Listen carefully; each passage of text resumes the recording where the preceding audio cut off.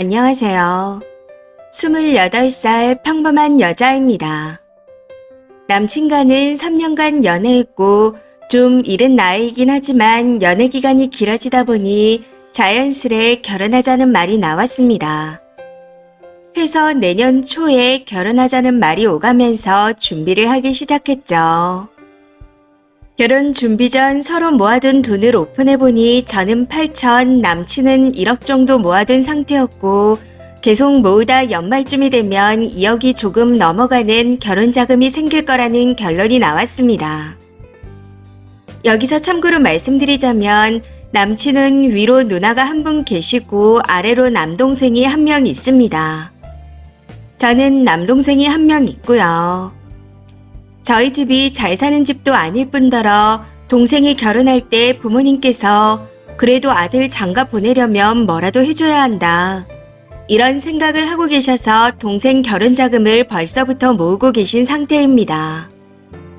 이걸 곰곰이 생각해보니 제 결혼까지 보태주셨다간 부모님 노후 자금이 하나도 안 남을 것 같더라고요. 해서 부모님께 손 벌리고 싶지 않았습니다. 남친도 남동생이 있으니 양가 부모님께 손 벌리지 않는 게 어떠냐. 우리 힘으로 시작해보자. 그리고 예단 예물도 되도록이면 생략하면 좋을 것 같은데 어떻게 생각하냐. 하고 제가 먼저 말했습니다. 저희 부모님은 좋다고 하셨고 남친도 좋다 하며 부모님께 말씀드려 보겠다 하더라고요. 그런데 그 이후 문제가 터졌습니다. 남친 부모님께서 저를 불러다가 혼을 내셨거든요. 예물 예단은 어른들끼리 얘기하는 부분이지 제가 이래라 저래라 할 부분이 아니라고요. 해서 저희 부모님은 좋다고 하셨어요. 혹시 아버님 어머님은 생각이 다르신 건가요? 하고 물었더니 이건 어른들끼리 이야기해야 할 사항이라며 무조건 저희 부모님과 이야기하시겠답니다. 그때 그냥 예단 예물을 다 원하시는구나 하는 느낌이 왔습니다. 네, 예단 예물 중요하게 생각하는 집도 있고 원하는 분들도 분명히 계실 거라고 생각합니다. 그런데 단지 의견을 여쭈었을 뿐인데 이런 식으로 저를 불러다 혼내실 일인가 싶어요.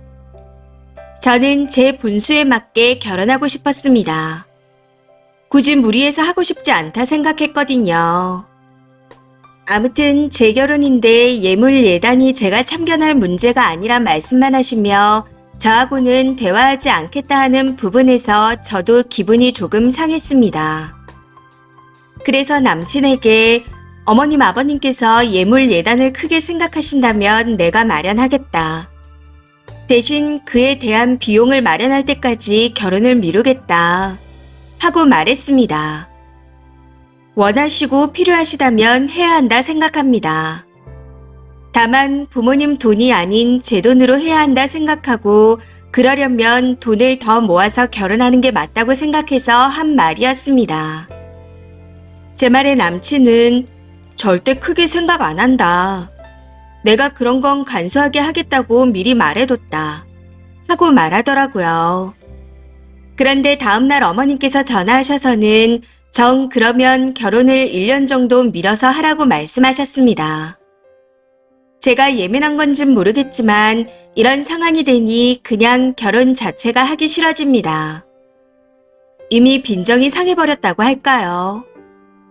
저희 부모님께 시댁 식구들이 내 마음 같지 않다. 결혼 포기하고 싶다. 하고 말했더니 제가 원하는 대로 하라 하셨습니다. 해서 남친에게 결혼은 없던 일로 하고 싶다 말했어요. 남친은 절대 헤어질 수 없다며 부모님께서 장남이 결혼한다고 이것저것 해주고 싶어 하신다.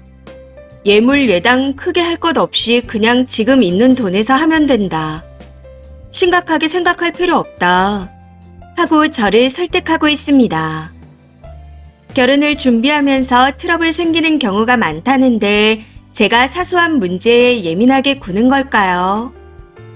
아무리 생각하고 생각해도 저 혼자서는 답이 안 나오는 것 같아 글을 써봅니다. 댓글입니다. 첫 번째. 남자분이 너무 자기 부모님을 모르네요. 솔직히 믿음직스러운 면이 하나도 없는데요. 자기가 잘 설득해보겠다고 했는데 그 댁 어머님은 글쓴이한테 전화해서 그 예단 예물비를 모을 때까지 결혼을 미루라고 하신 거잖아요. 남자분이 집에 가서 별말 안 했거나 그 댁 어머님이 자식 의견은 무시한 채 자기 마음대로 일을 추진하시는 분 같습니다. 전자는 남편 될 사람이 너무 무능한 것 같고 후자는 글쓴이 집에 간섭을 어마어마하게 할 것 같습니다. 한마디로 두 상황 다 글쓴님이 개고생할 거라는 이야기죠. 두 번째. 근데 예단 예물은 원래 어른들이 먼저 말씀해 주시는 거지 예비 신랑 신부가 정하는 게 아니에요. 괜히 결혼이 집안 대 집안이 하는 거라고 하는 게 아니듯이요. 다만 둘이 양가에 손 벌리지 않겠다 했다면 예단 예물은 생략하자 혹은 간소하게 하자 라고 말해주는 시댁이 일반적인데 저렇게 결혼을 1년 미루라고 말하는 건 아들 장사하려는 시댁으로밖에 보이지 않습니다. 예비 신랑은 아직 뭘 몰라서 저러는 걸 거예요.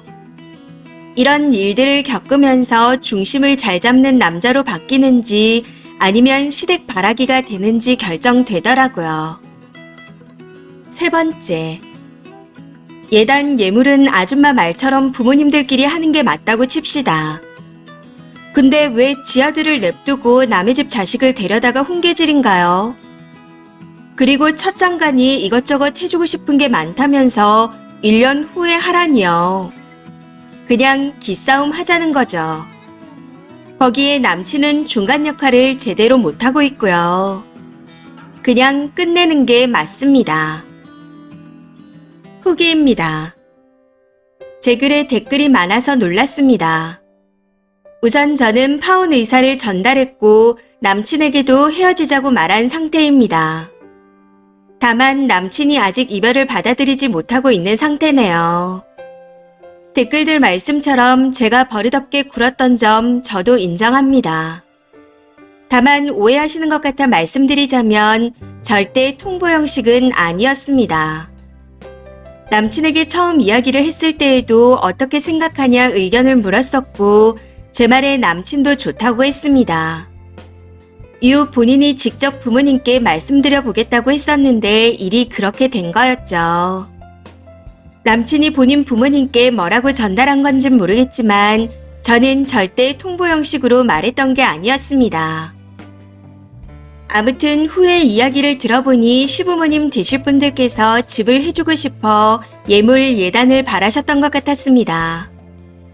파혼 의사를 전달했더니 저런 말씀을 하시네요.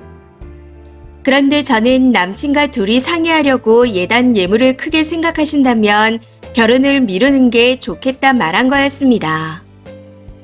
문제는 그게 시부모님 되실 분들 귀에 들어갔다는 부분에서 남친에 대한 신뢰가 싹 사라졌다는 거죠.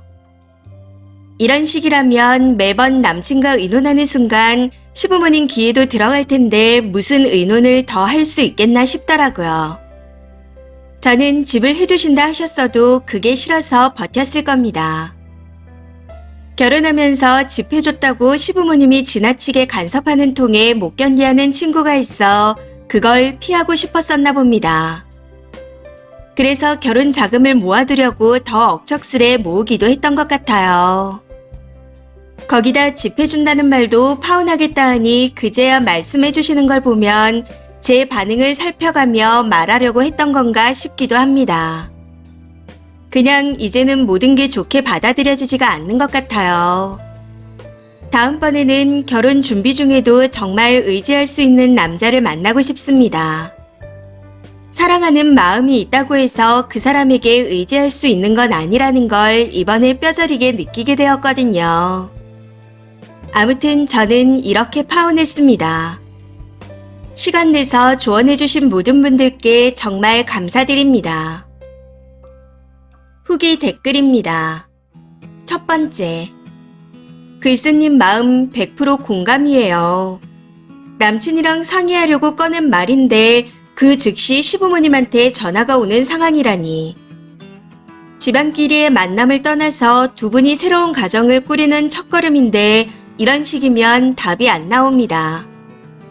시댁의 간섭 없이 서로 의견도 조율 못하는 관계라면 결혼하지 않는 게 맞는 거죠. 두 번째, 결혼도 안 한 며느리감을 불러다가 네 알 바 아니라고 할 정도라면 앞길이 보이는 결혼이었네요.